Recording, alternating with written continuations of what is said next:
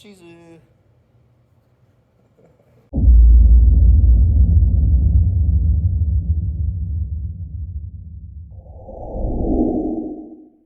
Sanshin no Kata, also Kogyo no Kata, also etc. etc. etc. Goshin no Kata.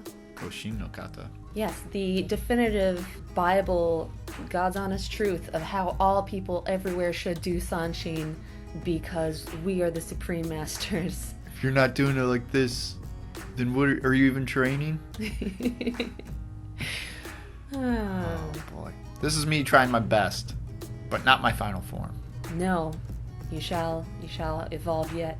Well, I got to keep a little in reserve in case someone, challenges me. Then I can kind of really show them how I do it. Nope, guys, this is how I do it. This is Sanchin 3 hearts, Kogyo 5 ways. There's 3 levels of doing it. My focus in the dojo is to use it for mobility and to teach students how to move the way we move in the Bujinkan. And as easy as that sounds, I don't know, it seems complicated for most people. The purpose of this video is to go over why I teach the Sanshin the way I do, I guess, or an example of me teaching the Sanshin the way I do, I suppose. And the manifestation of that teaching in Kata. 3 of your students. Yeah. So this is me performing the 5 kata, the 5 techniques. It's specific to our dojo. I imagine there's a lot of different ways of performing these. The general specifics for Chino kata is often there's a gate-on performed, the low block. I do not do that. And then the Bujinkan, well, there's all sorts of different fists, but that rising fist strike. Mm-hmm.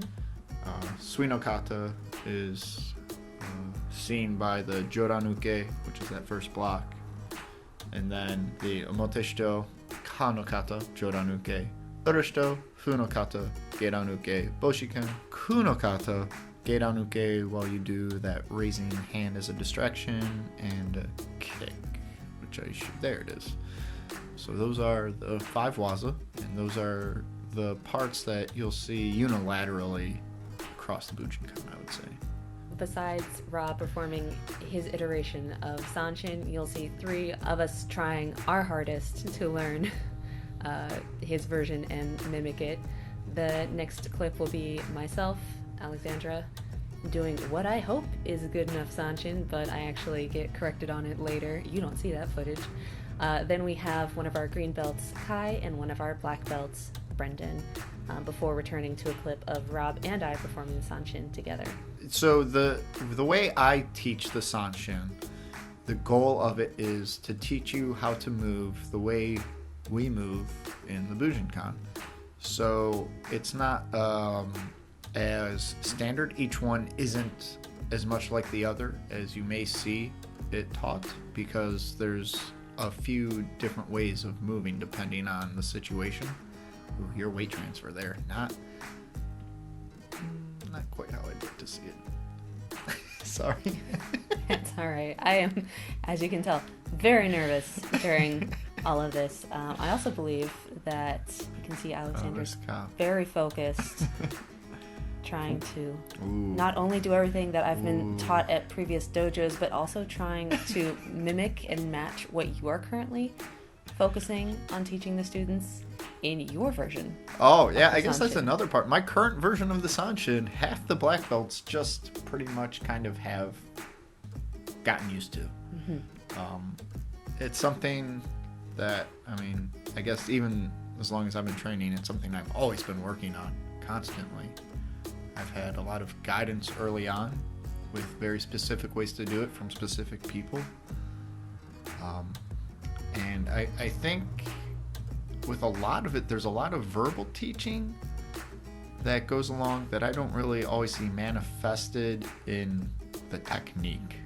I think everyone agrees on the way they describe it, even more in depth than how I did. Mm-hmm. Like with Chino Kata, it's very linear and projects forward with that strike coming up. Suino Kata, it's like water crashing down. The Ka is rising. Fu is supposed to be Okay, yeah. Okay, each one has an element, sure. But, like, I don't know if it's always seen. And I'm not trying to get too esoteric with that, with the way it was, like, done in the 80s by certain people. But I feel that if you do all of them with the same footwork and the same everything, it kind of takes away what each one can kind of teach you, and you're just learning one basic thing. Is that fair? I don't know. I don't want to sound like I'm talking down on anyone's way of doing it. I think that you're right in that there is a core concept of what each of the Sanshin must have, but it's very much like making food in that we all agree an omelet has eggs, and there's something in the middle of the folded over egg mixture. But whether or not you're making a Western style omelet, a standard cheese style omelet, if you're adding spinach omelet with egg white, creme fraiche. Okay, we've talked about omelets enough. Yeah, and then there's also part of the Sanshin that I don't know how often it's discussed, but from what I know, 3 levels of it. Yeah, haha, 3 hearts, I get it. But the 2 versions of solo training, then the 3rd level is meant to be actually interactive with another individual. And so the first level is to try to get those basic movements. The second level is applying them. The way I learned it initially was from Shoshin, from Shizentai, and then with an opponent. But where I've taken it is focused on mobility and people being able to move in different ways, because I have found that when people learn one way of moving, that's all they can do. And it gets very frustrating for them to not be able to shift on command when it's like, I don't want you quite doing that.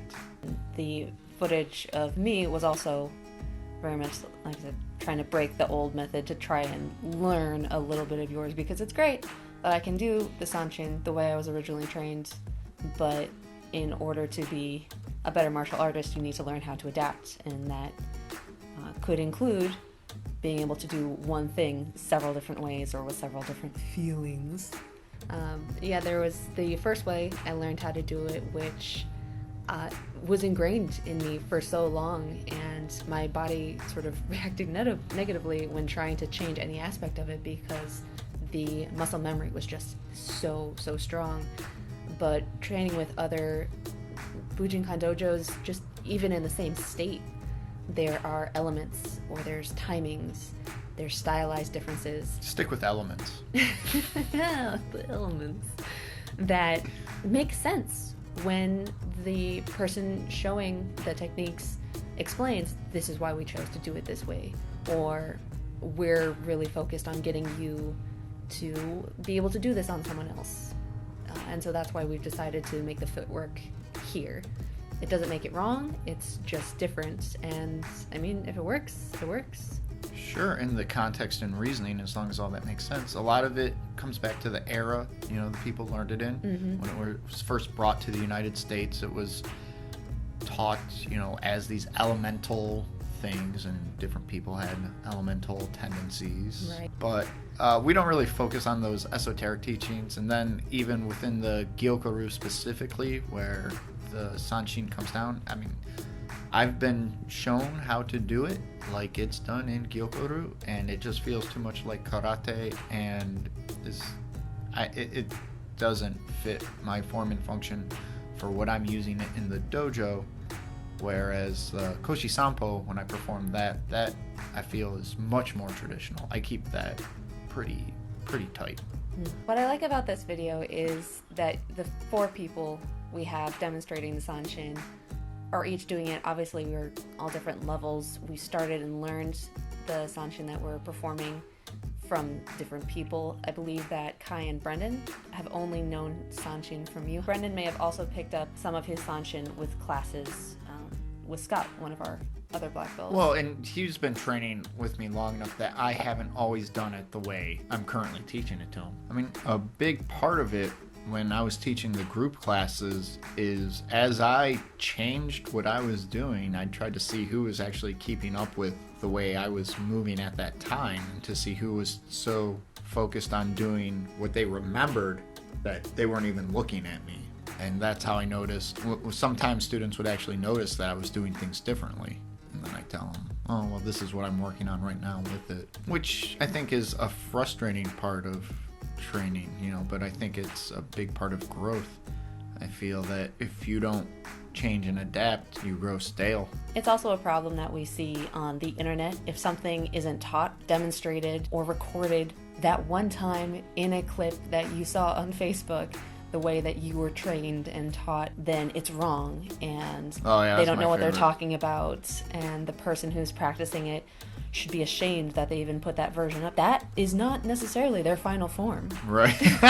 They're growing, and they happen to take a snapshot of their current progress and put it online. In the case of the four of us in this video, there's something, I'm going to say, wrong with each of us, or there's something different about each of us. No, we're all doing things wrong. Even me. I mean, I train in a vacuum. I'm trying to work on things that I want to work on. But as Alex pointed out with the two of us training, she was trying to make sure to keep her hand out after the strike, where I'm lazily just pulling it back unless it's the last one in the technique. We all may be focusing, or even hyper-focusing, on the last bit of criticism that Rob gave us. For example, if he mentioned something about the position of our back hand or the direction that our foot needs to be facing at the very end of a kata, or how high your hand is being held. or I'm just teasing. Knee over toes, direction toes are pointing, those are huge. Shoulders matching hips when they're supposed to. Rising versus falling strikes. Falling into a strike versus pushing into a strike. There's a lot, and especially with the way the body wants to move versus making it move in a new way. And that's really what I use the Sanchin for, is to teach you to move in a new way. I want to make sure my knee is going over my toes. I want to make sure my weight transfer is proper. Especially with instruction, it's difficult because then you have to focus on what you were just instructed on, and that's when a lot of things tend to fall away. And even though I'm not actively instructing in any of these recordings, I have to admit the students usually feel the pressure of the last thing I told them.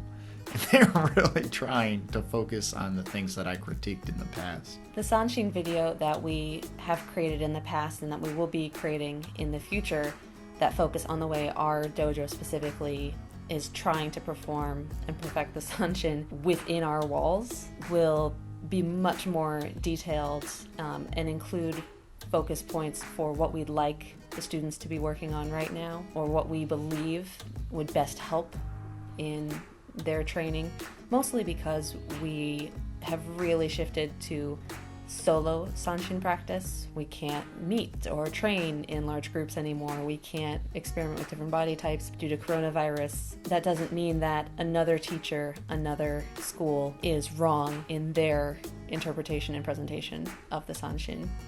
Yeah, they can put basil in an omelet, I'm not arguing against it. Have